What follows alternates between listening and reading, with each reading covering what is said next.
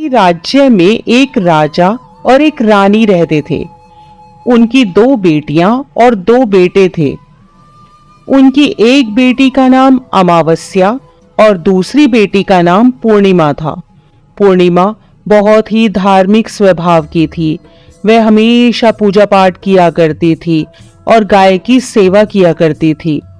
घर का सारा काम भी करती थी। लेकिन अमावस्या का पूजा पाठ में कोई मन नहीं लगता था। वह कभी भी न तो कोई पूजा करती, न ही कोई घर का काम करती थी। दोनों बहनें एक दूसरे से बहुत प्यार करती थीं।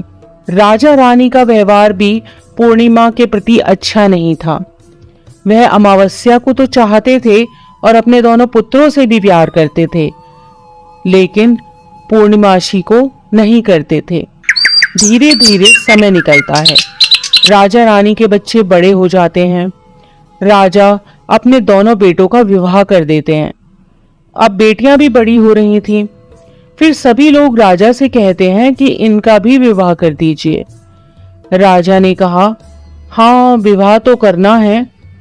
फिर रानी ने राजा से कहा, पूर्णिमा का विवाह किसी बड़े घर में मत करना, क्योंकि इसे तो काम करना पसंद है, गाय की सेवा करना पसंद है, भजन कीर्तन और कहानियों में इसका मन लगता है, पूजा पाठ करना भी इसे अच्छा लगता है। अगर यह किसी बड़े घराने में चली गई तो वहां यह सब नहीं कर पाएगी, इसलिए इसकी शादी किसी गरीब घर में ही कर देंगे। राजा ने कहा, ठीक है। और राजा पूर्णिमा के लिए रिश्ता तलाशने लगा और अंत में एक गरीब और बहुत ही साधारण घर में राजा ने पूर्णिमा का विवाह तय कर दिया। तब रानी ने कहा, महाराज, अमावस्या भी तो शादी के योग्य हो गई है, इसके लिए भी वर देखिए।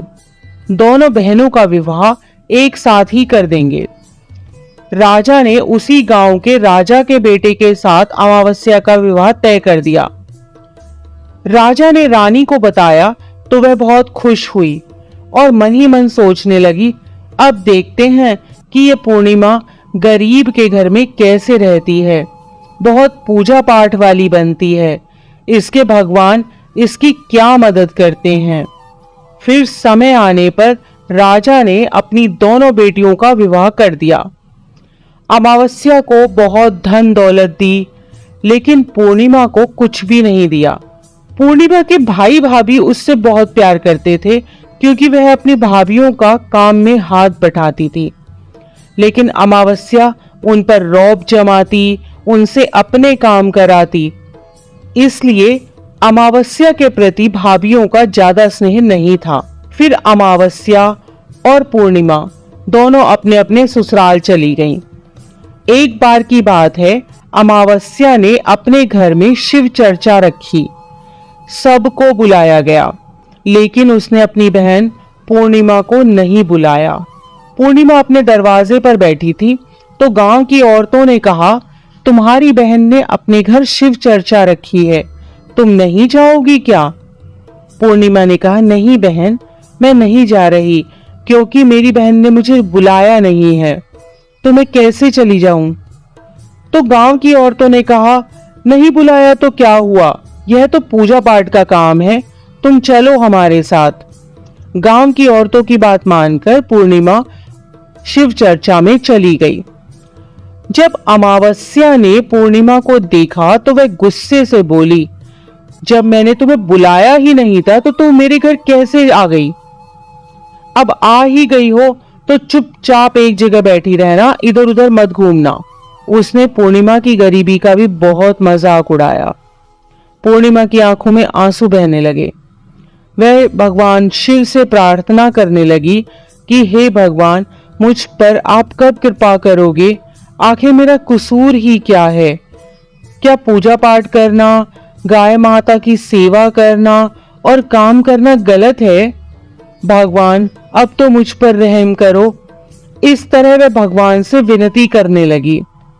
शिव चर्चा पूरी हो गई और अमावस्या ने सबको प्रसाद दिया, लेकिन पूर्णिमा को प्रसाद नहीं दिया। वह वहां से बिना प्रसाद के वापस आ गई। वह रास्ते में सोचती है कि घर पर बच्चे प्रसाद मांगेंगे तो मैं उन्हें क्या कहूंगी। फिर उसके मन में एक विचार आया कि क्यों ना अपने भाई भाभी से ही मिलकर आ जाऊं।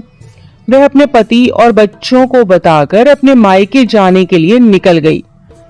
चलते चलते उसे एक तुलसी का पेड़ मिला। वहां एक चबूतरा बना था जिस पर एक बूढ़ी माई बैठी थी। उस बूढ़ी माई ने पूर्णिमा से कहा, बेटी तुम कौन हो और कहाँ जा रही हो। तब पूर्णिमा ने बूढ़ी माँ को अपना परिचय दिया और फिर बूढ़ी माँ ने कहा, बेटी देखो मेरा तुलसी का पौधा सूखा जा रहा है, इसमें थोड़ा जल डाल दो और चबूतरे की भी धुलाई कर दो तो थोड़ी ठंडक मिलेगी। पूर्णिमा ने बहुत अच्छे तरीके से चबूतरे को धोया, तुलसी में जल दिया और तुलसी की पूजा की। उसने बूढ़ी माँ को भी स्नान कराया और उनके चरण दबाए। फिर पूर्णिमा ने कहा, माँ जी और कोई काम हो तो बता दीजिए, अगर नहीं है तो क्या मैं जाऊं। तो बूढ़ी माँ ने कहा, नहीं बेटी और कोई काम नहीं है, अब तुम जाओ, और उसे खूब आशीर्वाद दिया। लेकिन तुम अपने मायके से लौटते समय मुझसे मिलकर जाना। उसने कहा, ठीक है माँ, और वह आगे चल पड़ी। चलते चलते रास्ते में उसे एक शिव मंदिर मिला। वहां भी एक चबूतरा था, उस पर एक बूढ़े बाबा बैठे हुए थे। वे और कोई नहीं, स्वयं शिव भगवान थे।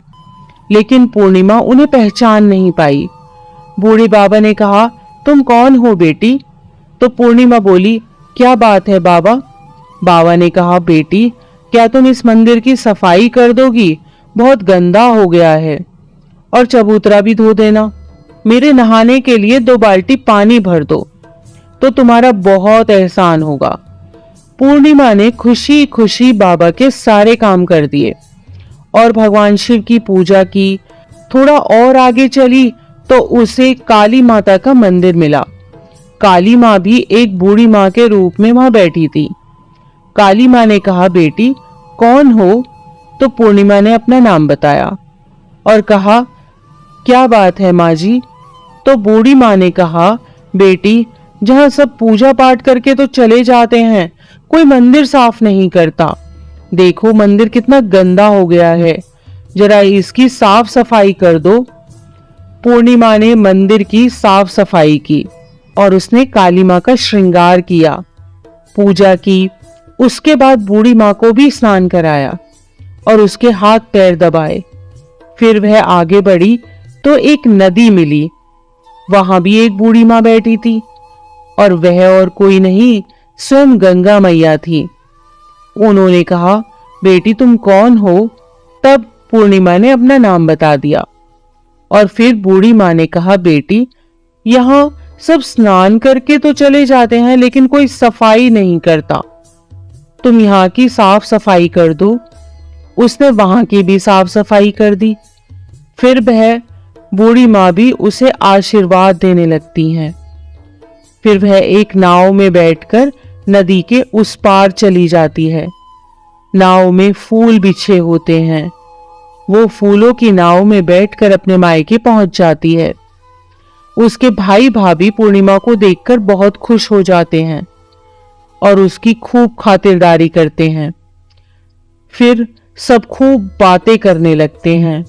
सुबह जब ननद जाने को तैयार होती है तो भाभी ने उसे एक लाल साड़ी दी और कहा, नंद जी इस साड़ी को पहन लो और हाँ जल्दी जल्दी आया करो, बहुत दिनों के बाद आई हो।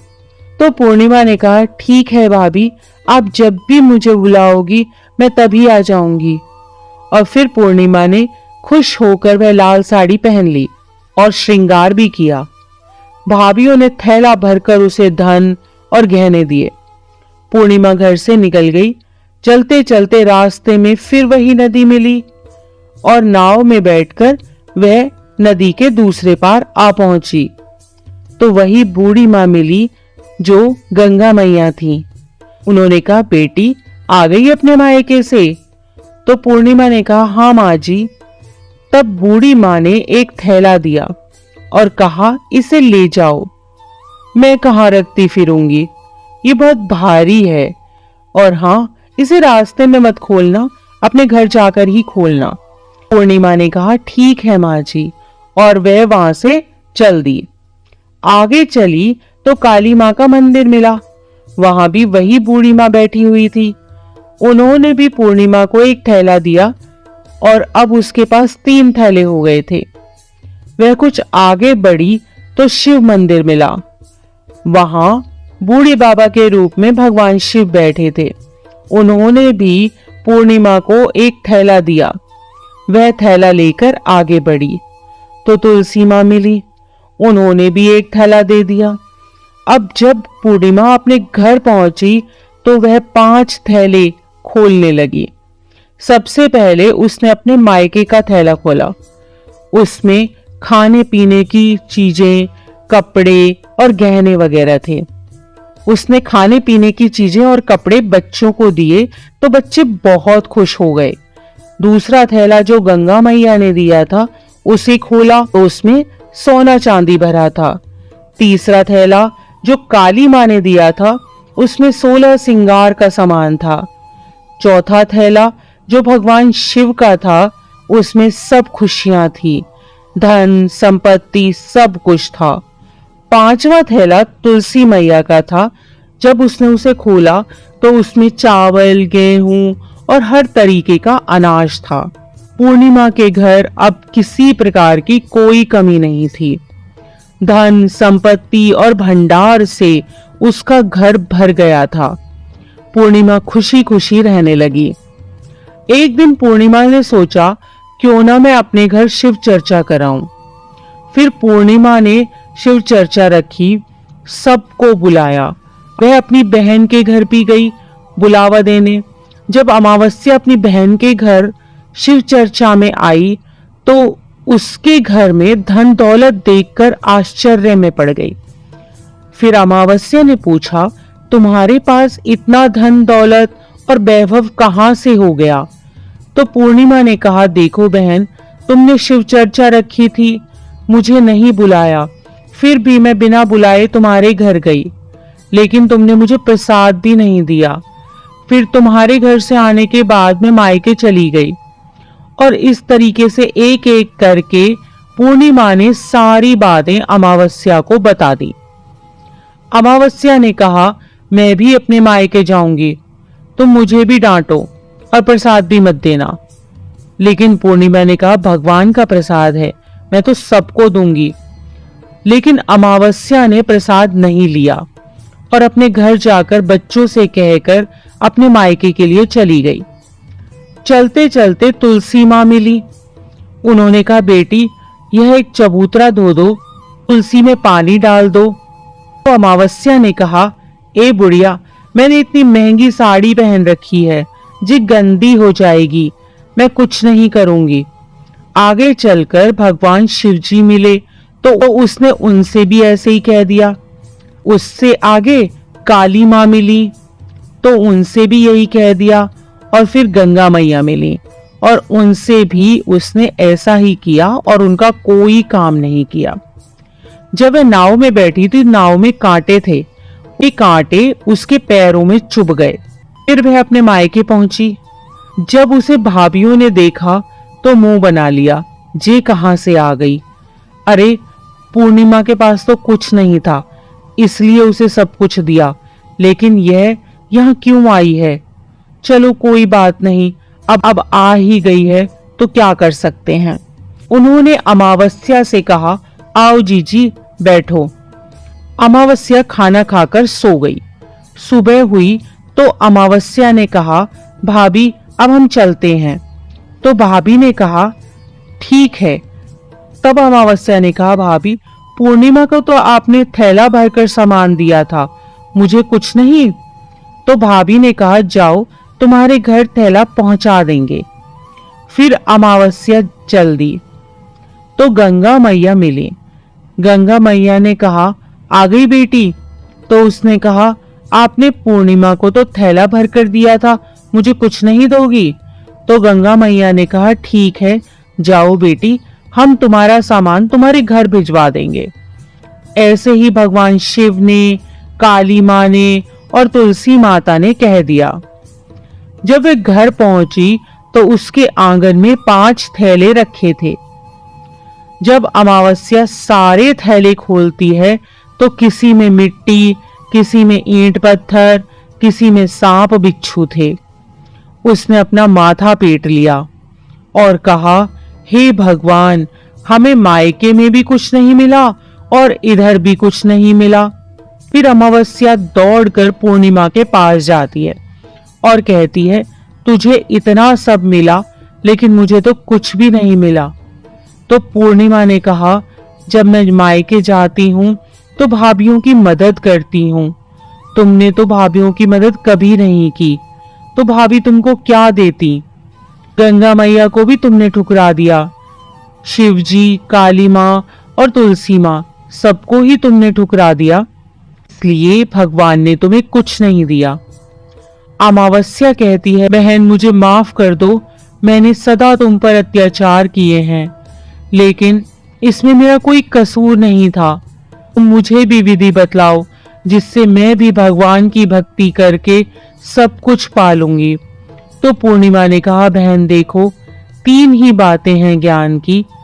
पहली, सब पर दया करना, दूसरी चर्चा करना और तीसरी है 108 बार ओम नमः शिवाय का जाप करना। बहन, भगवान ने जो 3 सूत्र दिए हैं वह प्रसाद के रूप में स्वीकार कर लो और हृदय में बसा लो।